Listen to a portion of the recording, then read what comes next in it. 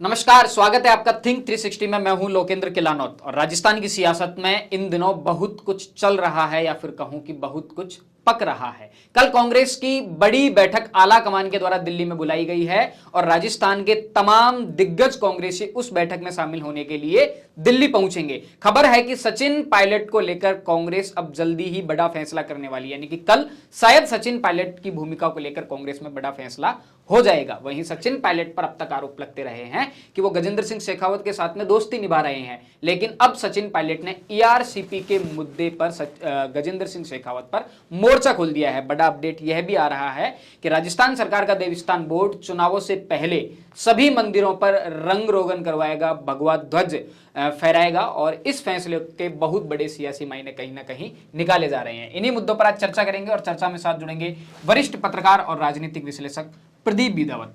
प्रदीप जी, कल की जो तारीख है कांग्रेस के लिहाज से बहुत ज्यादा खास है। राजस्थान के तमाम दिग्गज कांग्रेसी दिल्ली पहुंचेंगे। क्या लगता है सचिन पायलट को लेकर अब न केवल कांग्रेस के लिहाज से, अभी तो दूसरी पार्टियों के लिहाज से भी कल की तारीख एक रिमार्केबल तारीख रहेगी। ठीक है, उसके बाद 4 दिन बाद सचिन पायलट का अल्टीमेटम भी पूरा हो रहा है। ठीक बात है। सचिन पायलट की अब तक 3 मांग रही हैं, जिसको गहलोत खेमा अलग अलग तरीकों से बता चुका है, माने जाने लायक नहीं है ये मांगे। और अभी सचिन पायलट ने एक और मांग कर दी है ईआरसीपी के मुद्दे पे कि गजेंद्र सिंह शेखावत क्या इसको। तो आज अशोक गहलोत ने एक बड़ी घोषणा होमगार्ड कर्मचारियों के लिए करके एक और स्ट्रोक खेला है। तो राजस्थान में बहुत कुछ बहुत तेजी से बदल रहा है। इवन अशोक गहलोत ने भी ईआरसीपी का राग अलापा है एक बार फिर से, और ये कहा है कि प्रधानमंत्री नरेंद्र मोदी अजमेर में घोषणा करके गए थे, मोदी 31 मई को अजमेर आ रहे हैं और क्या वो अजमेर की सभा में ईआरसीपी को लेकर फिर से घोषणा करेंगे। इसमें एक बड़ा अपडेट ये है कि बीजेपी जो है इसमें एक बड़ा मास्टर स्ट्रोक खेलने की तैयारी में है, खास करके केंद्र सरकार। प्रधानमंत्री मोदी का इशू चल रहा है, संसद का उद्घाटन को लेके कांग्रेस मुद्दे उठा रही है, लेकिन प्रधानमंत्री नरेंद्र मोदी संसद के नया जो सेंट्रल विस्टा प्रोजेक्ट है उसका उद्घाटन करने के बाद अजमेर में जब सभा करेंगे तो ऐसा माना जा रहा है कि भारतीय जनता पार्टी यहां से एक बड़ा मास्टर स्ट्रोक खेलेगी और वो master stroke against the ERCP की जो डिमांड है उसी पे खेलेगी। और ऐसा कहा जा रहा है कि एक ऐसा प्रोजेक्ट केंद्र लाने वाला है। इस जो 13 जिला हैं, 13 जिले जो हैं वहां पे पानी का संकट है। डिमांड ईआरसीपी तो एक प्रोजेक्ट है, लेकिन पानी कैसे पहुंचे हर घर तक, सिंचाई के लिए पानी कैसे मिले, इसको लेके एक बड़ी एक्सरसाइज हुई बताती हैं। देखते हैं प्रधानमंत्री इसमें क्या घोषणा करते हैं। और यहां चूंकि मुद्दा उससे पहले फंस रहा है, सारी पार्टियां ऐसे दम साध के बैठी है कि सचिन पायलट क्या करेंगे, क्या होने वाला है। तो क्या होने वाला है वो कल की बैठक है। अशोक गहलोत सचिन पायलट की 1-to-1 मीटिंग की पॉसिबिलिटीज ऐसा बताते हैं कि अभी नहीं है, हो सकता है एक ग्रुप मीटिंग हो। थोड़ा नरम हुए हैं अशोक गहलोत, थोड़ा सा नरम हुए हैं। कल बिड़ला सभागार के कार्यक्रम में वो पहुंचे थे, मीडिया से बातचीत में उन्होंने वो कहते हैं कि उल्टा चोर कोतवाल को डांटे। उन्होंने मीडिया को लपेट लिया कि आप लोग भ्रम फैलाते हो, हम तो सब एक हैं। कहीं उनकी बात थोड़ी ठीक भी है, क्योंकि ये तो रहा है कि मीडिया को लेके वो आरोप लगाते जो रहे हैं कि गोदी मीडिया है, ये मीडिया है, ऐसा वो भी चाहते हैं। गोदी मीडिया उनके पास भी है, और केवल उन्हीं के पास नहीं, देश में जितने राजनेता हैं जो बड़े पदों पे बैठे हैं उन सबको चाहिए कि हमारे गीत गाए जाएं। हमारे एक साथी विवेक श्रीवास्तव, जिनके ऊपर आपको पता होगा जोधपुर में एक प्रकरण दर्ज हुआ है, बड़ा हास्यास्पद मैं कहूंगा उस एफआईआर को मैं पढ़ूं, उसमें इतने लीगल लेकुनाज हैं और पुलिस जब उसको 19 तारीख को प्रकरण दर्ज कर रहे हैं, इसमें कई सारे कॉन्सिक्वेंसेस हैं कि कास्ट का इशू है इसके अंदर, और कई सारे पेज हैं चूंकि मैटर सब जुडिस है और एक जुडिशियल प्रोसेस में है। ऐसे में कमेंट तो ठीक नहीं है, लेकिन सरकार की मंशा ठीक नहीं है कि 1 महीने बाद स्वप्रेरणा, आप ये देखिए कि एसएचओ की स्वप्रेरणा जागती है 1 महीने बाद में कि साहब हम प्रेरित हुए हैं और मेरे कंप्यूटर ऑपरेटर को आज ही पता चला है कि साहब ये जो है इस तरह का भी कोई कानून जी। लेकिन अगर लीगल 67B जो आर्टिकल 67B है आईटी एक्ट का, 66 धारा सुप्रीम कोर्ट ने खत्म की, उसके बाद 67B को जब हथियार बनाया है, खास करके सभी ही सरकारों ने। ठीक है। उत्तर प्रदेश में योगी सरकार ने कार्रवाइयां की है, तो खिलाफ बोलना किसी को पसंद नहीं। ठीक बात। ऐसे में मीडिया एक ऐसा टूल है जिसको आप जब चाहे इस्तेमाल कर लो और जब चाहे उस पर आरोप लगा दो। तो अशोक गहलोत को मैं यहाँ नहीं कहूंगा कि वो इस कुछ तरह इतर काम कर रहे हैं, इतर काम वो धारा के अनुसार ही चल रहे हैं। ठीक बात है। और पूरा मशीनरी के विवेक का ये कहना है कि उन्हें अधिकारियों की ओर से, उन्हें नेताओं की ओर से लगातार इस तरह की धमकियां मिल रही थी, क्योंकि वो लगातार भ्रष्टाचार वाले इशू को उठा रहे थे जो सचिन पायलट उठा रहे हैं। सचिन पायलट की यात्रा उन्होंने कवर की, पायलट से बात की, कोई मेन स्ट्रीम मीडिया नहीं कर रहा था। तो गहलोत जो कह रहे हैं उनकी ओर से अगर देखा जाए तो निश्चित तौर पे इसमें सच्चाई नजर आती है कि मीडिया भ्रम फैला रहा है। अब वो भ्रम किस दिशा का है, क्योंकि भ्रम का काम तो जादूगर का है, तो और मीडिया कर रहा है तो दुख तो होगा ही।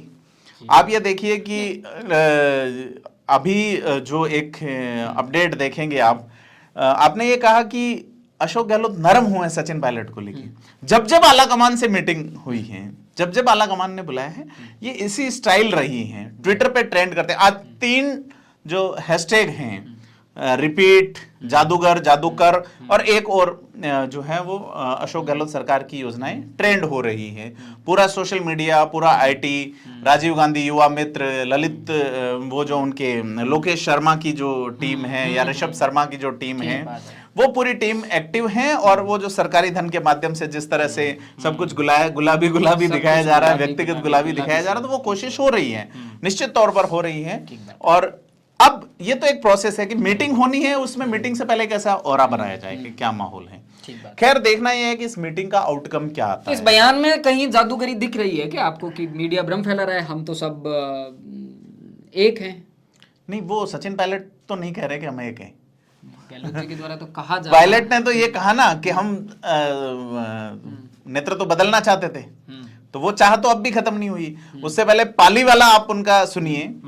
तो ऐसे वैसे बहुत कम लीडर्स बचे हैं जो बात जब कही जाए उस पर लास्ट तक कायम, चीजें देश काल परिस्थिति के अनुसार दर्शन बदलता है। हम बात करते हैं, कल के मीटिंग पर हम बात करते हैं। बताया जा रहा है कि आला कमान के जो शीर्ष नेता हैं, उम्मीद है कि शायद राहुल गांधी शामिल होंगे या नहीं होंगे, इस पर एक बहुत बड़ा सस्पेंस है। केसी वेणुगोपाल, मल्लिकार्जुन खड़गे, शायद रणदीप सिंह सुरजेवाला, ये जो तमाम, अंबिका सोनी के शामिल होने की संभावना है। राजस्थान से गोविंद सिंह डोटासरा होंगे, मुख्यमंत्री अशोक गहलोत होंगे, हरीश चौधरी का नाम वहाँ आ रहा है। पंजाब के जो भंवर जितेंद्र सिंह की संभावना है कि भंवर जितेंद्र सिंह भी वहाँ राजस्थान की तरफ से शामिल होंगे। सचिन पायलट उसमें शामिल होंगे या नहीं होंगे, क्योंकि सुखजिंदर सिंह रंधावा की जो एक सीक्रेट रिपोर्ट है, वो बार बार उस रिपोर्ट की चर्चा है कि वो सरकार रिपीट के लिए सचिन पायलट को इंपॉर्टेंस देना उस रिपोर्ट में स्वीकार किया गया है। तो क्या सचिन पायलट को आला कमान की तरफ से बुलाया गया है या फिर सचिन पायलट पद को लेके इनकार कर चुके हैं, ऐसा सूत्र बता रहे हैं कि उन्हें कहा जा रहा है कि आप एक पीसीसी चीफ जैसा या सेंटर में कोई आपको एडजस्ट किया जाए। लेकिन सचिन पायलट कार्रवाई पे अड़े हुए हैं कि जो तीनों मुद्दे मैंने उठाए हैं इन पे कार्रवाई करें। जैसा कि बताया जा रहा है कि टेक्निकली वो 15 दिन में पूरे नहीं हो सकते, बहुत जल्दी पूरे नहीं हो सकते। ये तो वो वाली बात नहीं, है वो कि तो टेक्निकली ना तो नौमन तेल होगा ना राधा नाचेगी। हाँ, तो वो पायलट उस पे, अब देखना ये है कि पायलट उस पे अंतिम निर्णय क्या लेते हैं। क्या वो आला कमान जो बैठक में आपने जिनके नाम लिए, सोनिया गांधी जी, राहुल गांधी जी, प्रियंका गांधी जी, अगर बैठक में नहीं आए तो भी बैठक उसी अनुसार चलेगी जैसा उन्होंने तय किया है, ये आप मान के चलिए। फाइनल डिसीजन उन्हीं को लेना है। ठीक बात है। खड़गे जो है वो अध्यक्ष बन गए, उससे पहले यहाँ आए थे। 25 सितंबर को क्या हुआ, अध्यक्ष बनने के बाद जांच हुई, रिपोर्ट दी गई, रिपोर्ट वहां पेंडिंग है आज तक।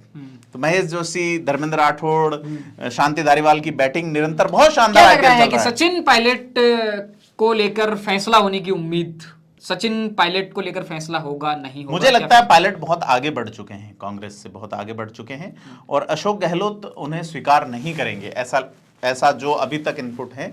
अशोक गहलोत निश्चित तौर पर इन दोनों के बीच अब सुलह की लगभग संभावनाएं जो है, अगर पायलट अड़े रहते हैं। पायलट को अब तक जो बैठकें हुई हैं, सबसे पहले जब बगावत हुई उसके बाद एक कमेटी बनाई गई, वो कमेटी ये देखेगी, उस कमेटी का कुछ नहीं हुआ, उसके बाद कुछ हुआ तो फिर ये किया, और अब ये तीसरा मौका है जब कुछ करने की। तो क्या पायलट हर बार ये मीठी गोली लेके बैठेंगे या कुछ आगे कदम लेंगे, ये देखने वाली बात होगी। कल की बैठक का हो सकता है कि ये कह दे कि शायद 26 को मीटिंग हो गई और फिर हमने आला कमान को सौंप दी हुई, अध्यक्ष उसमें है, फिर कौन से आला कमान, लेकिन वो गांधी फैमिली के पास जाएगी और उसमें हो सकता है कि आपको इंतजार देखने को मिले। तो वही है, वो ढाक के 3 पात और कई सारे मुहावरे यहाँ लागू होते हैं। लगातार सचिन पायलट पर इस तरह का आरोप लगता रहा, सुखजिंदर सिंह रंधावा मुखर हुए कि गजेंद्र सिंह शेखावत पर सचिन पायलट क्यों बात नहीं करते। सचिन पायलट गजेंद्र सिंह शेखावत के साथ में दोस्ती निभा रहे हैं। अब सचिन पायलट ने उस चीज़ को भी एक्सेप्ट कर लिया है, उनका जो अगला निशाना है गजेंद्र सिंह शेखावत की तरफ है ERCP के मुद्दे पर। नहीं, वो जो निशाना है वो केंद्र सरकार पे है। सचिन पायलट का वो निशाना अशोक गहलोत पे नहीं रहा है, उनका राज्य सरकार पे रहा। फिर अब केंद्र सरकार पे, चूंकि गजेंद्र सिंह शेखावत जल शक्ति मंत्री हैं, ERCP प्रोजेक्ट उन्हें एग्जीक्यूट करना है या नहीं करना है, वो उसमें डिसीजनल स्थिति में बहुत बड़े लेवल पे हैं। ऐसे में गजेंद्र सिंह शेखावत का उन्होंने अपने ट्वीट में नाम लिखा है और बाकायदा फिर बाद में अशोक गहलोत भी बोले हैं, उन्होंने कहा है ERCP पे प्रधानमंत्री नरेंद्र मोदी को बोलना चाहिए अजमेर के अंदर। तो चूंकि सचिन पायलट ने इस ट्वीट के माध्यम से जनहित के मुद्दे उस इलाके में उठाने की कोशिश की है जहां पर वो वोट के लिहाज से बहुत मजबूत हैं, कांग्रेस के एक बड़े क्षेत्र पे हैं फिलहाल, और उसके अलावा उन्होंने केंद्र सरकार पे आरोप लगा कि ये भी बात कहने की कोशिश की है कि फिलहाल वो बीजेपी के लूप में नहीं है, या गजेंद्र सिंह शेखावत का नाम लिख के भी उन्होंने ये है कि भी मैं अपने मुद्दों को लेके कंसर्न हूं, मेरा जो कंसर्ननेस है वो पब्लिक के प्रति है। तो आप ये देखिए कि उन्होंने जिस तरह से छालों की कसम दी थी अपने युवाओं के पैरों के छालों की कसम, ठीक है, तो अब वो छालों की कसम अगर सचिन पायलट को कल की मीटिंग में याद रहती है बैठक के दौरान, अभी तो ये क्लियर नहीं है कि सचिन पायलट शामिल भी होंगे या नहीं। जी, तो वो जो भी निर्णय लिया जाता है उसको लेके क्या होता है वो देखने वाली बात है, क्योंकि गहलोत खेमा अब निश्चिंत है। उनका ये मानना है कि सचिन पायलट नहीं भी रहते तो उनके पास कई सारे प्लान हैं, जिसमें वो OPS के माध्यम से उन्होंने हिमाचल या बात को घुमाया भी जा सकता है, ना केवल ऐसा नहीं है। सचिन पायलट जो कल की मीटिंग में है वो सेकेंडरी है, ना कि प्राइमरी जो सब्जेक्ट है कि शायद संगठन में फेरबदल किया जाए, राजस्थान संगठन में जिलाध्यक्षों की नियुक्ति की जाए। संगठन है ही नहीं राजस्थान में, एक प्लान तैयार किया जाए किसी अभी जो संगठन है राजस्थान में, अभी जो संगठन है उसमें प्रदेश अध्यक्ष के अलावा जो भी पद हैं वो सब सचिन पायलट के द्वारा नियुक्त किए गए हैं। जिलों में जिला अध्यक्ष के अलावा जितने पद है वो डोटासरा ने जरूर थोड़े बहुत किए हैं अभी ब्लॉक अध्यक्षों की, लेकिन जिलाध्यक्ष अभी भी पायलट के खेमे के हैं। आप ये देखिए कि समरजीत सिंह निवर्तमान जिलाध्यक्ष हैं, वो इस जनसंघर्ष यात्रा में भी शामिल हुए और धरने पर भी बैठे थे। चुन्नीलाल चाड़वास पाली के अध्यक्ष हैं, वो शामिल हुए। प्रताप सिंह खाचरेवास अभी अध्यक्ष हैं। अब ऐसे बहुत सारे लोग हैं जो कि पायलट खेमे के हैं, पायलट खेमे को सपोर्ट करते हैं, वो लोग संगठन में हैं। ऐसे में संगठन में आमूलचूल परिवर्तन तो बनता है। मंत्रिमंडल में बीजेपी जब एक एक पन्ने पे 10-10 प्रभारी बना रही है और एक व्यक्ति को 3 से 5 वोट की जिम्मेदारी दे रही है, ऐसे में कांग्रेस का निचले स्तर पे तो सेटअप ही नहीं है। डोटासरा की उस घोषणा को 1 महीना होने को है जिन्होंने ये कहा था कि हम 9 लाख कार्यकर्ताओं की नियुक्तियां करेंगे। आप ये देखिए कि चुनाव में अब आपको करने के लिए 3 से 4 महीने बचे हैं, और 3 से 4 महीनों में आप टीम बनाओगे, योजनाओं को लेके जाओगे पब्लिक तक, या योजनाओं को ले जाने के बाद आप उनका विश्वास कैसे जीतोगे? क्योंकि विपक्ष को सिर्फ प्रोपेगेंडा करना होता है, मतलब प्रचार करना होता है आपके खिलाफ, जो बहुत तेजी से दौड़ता है। उसमें सच और झूठ का कोई, वो जैसे खलील जिब्रान कहते हैं कि झूठ को घोड़े की जरूरत नहीं होती, तो विपक्ष का प्रचार बहुत तेजी से फैलता है।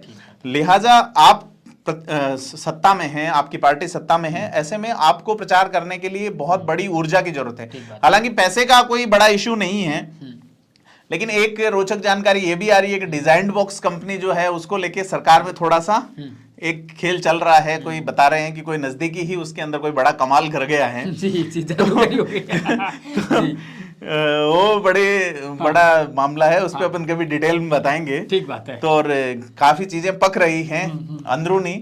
तो वही है कि जब कई बार बड़ा फल पकता है तो उसमें से कुछ मीठी चीजें टपकने लगती है जल्दी से, तो उसको कई लोग चाट जाते हैं। तो वो चीज भी हो गई है। देखा जाना चाहिए चीजों को। क्लिप वायरल होने वाला आपको पता होगा, 2 दिन पहले बड़ा चर्चा रहा एक चैनल पे, जिस तरह से बड़ा एकदम इस शहद का छत्ता लटकाया गया जिस तरह से एक ट्वीट के माध्यम से। तो ये चीजें आएंगी। कुछ ऐसी बातें आई हैं कि एक वीडियो मार्केट में दरअसल वायरल हो रहा है जी। नहीं, उससे एक बड़ा नुकसान हुआ लोकेंद्र जी। आप ये देखिए कि यूनिवर्सिटी में जितने छात्र संघ की राजनीति करने वाले युवा हैं, चाहे वो लड़कियां हो चाहे लड़के हों, जो साफ राजनीति कर रहे हैं, उनको भी लोग ऐसे देख रहे हैं कि कौन है, ये तो नहीं है। तो ऐसे में छात्र राजनीति, जो कि भारतीय राजनीतिक व्यवस्था में पहली सीढ़ी है राजनीति की एंट्री में, उनके ऊपर इस तरह की अफवाह है, जब तक वो सामने नहीं आए तब तक तो अफवाह है, और अफवाह फैला के एक सभी लोगों पे प्रश्न चिन्ह लगा दिया। ये एक, और अगर मान लीजिए कि क्लिप है और इंडिविजुअल 2 वयस्क लोगों की है, तो उस पे किसी चैनल को या किसी को क्यों आपत्ति हो? आप क्या क्यूरियोसिटी पैदा करना चाह रहे हो? मैं आपको जोधपुर का जो उदाहरण दे रहा हूं, जो हमारे साथी विवेक वाला जो इशू है, साथी पत्रकार जो हैं, विवेक, एक युवक को सब्जी मंडी में मारपीट होती है, उसे घुमाया जाता है, पुलिस के पास पहला पक्ष पहुंचता है, जो मारपीट कर रहा है, दोनों ही पक्षों का आरोप है, एक दूसरे पर मारपीट, उसकी ओर से मुकदमा दर्ज होता है, दूसरे पक्ष की ओर से भी प्रकरण दर्ज हो गया। अब आप उनकी धाराएं देखो, अगर 19 तारीख को जिस दिन प्रकरण हुआ, बिल्कुल सिंपल, पहले पक्ष की ओर से थोड़ी लूट वूट जोड़ी गई है, उसके अंदर पैसे छीनना वगैरह, लेकिन जो इस नाबालिग बच्चे वाला जो इशू है, इस मामले में सिंपल सा मुकदमा दर्ज किया है, 341 323, मतलब साधारण मारपीट, रास्ता रोक के, इस तरह का। अब वो जैसे ही वो क्लिप वायरल होती है अलग अलग जगह से, विवेक श्रीवास्तव ने भी उसको ट्वीट किया है, उसमें वो तब तक पुलिस को यह पता नहीं था कि ये नाबालिग है, क्योंकि पुलिस को जब पहले पता होता, पुलिस उसका पता ही कर लेती कि भाई ये जो आरोपी है ये कौन है, इसकी उम्र क्या है। आपने तो प्रेस नोट भी तो जारी किया है, इसका मतलब तो आप भी दोषी हुए कि एक नाबालिग की पहचान आपने उजागर कर दी। दूसरे दिन उसमें पोक्सो और अन्य धाराएं जोड़ी गई है। तो उस ट्वीट के जवाब में जब लिखा गया कि ये पोस्ट जो है वो अगेंस्ट द एक्ट है, तो उन्होंने तत्काल उसे डिलीट किया। ये संवाद है पुलिस और विवेक के बीच में, जैसा वो बता रहे हैं। लेकिन चूंकि करना मुकदमा है, तो 1 महीने बाद में एसएचओ के कंप्यूटर ऑपरेटर के सामने एक प्रिंट प्रकट होता है। प्रिंट कहाँ से आया, जबकि वो देखने वाली बात है। तो ये सारी चीजें हैं, सब जुडिस मैटर हैं, न्यायालय उसके अंदर, न्यायालय या जो भी व्यवस्था है उसके तहत वो लोग जुटे हैं। पर कुल मिला के देखने वाली बात यह है कि इंटेंशनली जो चीजें हैं, आप अगर आरोप लगा रहे हैं दूसरों पे कि केंद्र सरकार ये कर रही है, केंद्र सरकार लोगों को इस तरह से, तो सरकार कोई भी हो वो मीडिया को इस तरह से अपने कब्जे में रखना चाहती है। एक और बड़ी खबर है कि चुनाव से पहले जो देवस्थान बोर्ड है राजस्थान का, वो जो उसके रजिस्टर्ड मंदिर है, 500 और कुछ मंदिर हैं, वहां पर रंग रोगन करवा रही है। भगवा ध्वज लगाया जाएंगे, उस पर ओम लिखवाया जाएगा। कहीं ना कहीं सियासी मायने निकलते हैं। बिल्कुल जी, कांग्रेस पे ये आरोप लगता है कि आप धार्मिक नहीं आज हो। आज बड़ी चौपड़ के किसी मंदिर से इस अभियान की शुरुआत हुई है, कल की मंदिर बड़ी चौपड़, तो वहाँ कांग्रेस कार्यकर्ता पहुंचे और उन्होंने कहा कि धर्म में कांग्रेस की शुरू से आस्था है, जबकि भाजपा पर दूसरे तरह के आरोप लगाए कि धर्म की राजनीति भाजपा के द्वारा की जाती है। तो एक ऐसा माहौल तैयार करने की, देखिए चुनाव में सारे ही हथकंडे अपनाए जाते हैं, जैसे हमने कहा ना, सीडी क्लिप ये वो, तो वो सरकार कर रही है, क्योंकि देवस्थान विभाग पे कुछ इन्वेस्ट तो हो रहा है। ठीक बात है, ठीक है, लेकिन इससे अच्छा है कि मंदिरों की हालत सुधारी जाए। वहां पे बोर्ड, आप, मुझे बहुत जान के आश्चर्य है कि 20 साल तक पुजारियों की भर्ती अटकी रही है ना। क्यों? क्योंकि सरकारों को ये लगता रहा कि दलित पुजारी भी आएंगे। रिजर्वेशन के बाद पहली बार भर्तियां हुई, और भर्ती निकलने के बाद लंबे समय तक, दशक से भी ज्यादा समय तक भर्ती अटकी रही। कि अगर मान लीजिए कोई अल्पसंख्यक मुसलमान अगर पुजारी सेलेक्ट हो गया, आरपीएससी से सेलेक्ट हो रहा है या अधीनस्थ बोर्ड से सेलेक्ट हो, तो बड़ा संकट है। चुन भी लिया गया है, अक्टूबर में कंप्लीट हो चुकी है भर्ती, लेकिन क्या उन पुजारियों को एज ए पुजारी नियुक्ति दी गई है? इसका भी एक बड़ा खेल है देवस्थान विभाग में भी। जमीनों का इशू है, डोली की जमीनें हैं, मंदिरों के अंदर जमीनें हैं। भारत के तमाम बड़े धार्मिक स्थलों पर राजस्थान देवस्थान विभाग की जमीनें हैं जिन पे अतिक्रमण है। वो आप पुरी में देखेंगे, वो आप बनारस में देखेंगे, वो आप हरिद्वार में देखेंगे, वो ऋषिकेश में देखेंगे, धर्मशालाएं हैं वगैरह। उनकी क्या स्थिति है, सरकार उस पर भी गौर करे और कम से कम वहां लिखी दे कि राजस्थान सरकार की प्रॉपर्टी है। लेकिन वो मुझे लगता नहीं कि सरकार वहां तक जाएगी, क्योंकि चुनाव का फायदा यहाँ मिलना है। ऐसे में आप थोड़े दिनों में ये भी देखेंगे कि देवस्थान विभाग ने वो संख्या बढ़ा दी जो तीर्थ स्थलों की यात्रा कर रहे हैं बुजुर्गों की। तो ये तो है, लेकिन कर रहे हैं, ये अच्छी बात है। ठीक है। तो बहुत सारे मुद्दों पर आज हमने चर्चा की वरिष्ठ पत्रकार और राजनीतिक विश्लेषक प्रदीप बिदावत के साथ में। कल जैसे ही राजस्थान की सियासत का मौसम बदलेगा, कुछ नए मुद्दे जुड़ेंगे आपके साथ चर्चा में, हम भी शामिल होंगे। राजस्थान से जुड़े तमाम मुद्दों को जानने और समझने के लिए जुड़े रहिए थिंक 360 के साथ। धन्यवाद।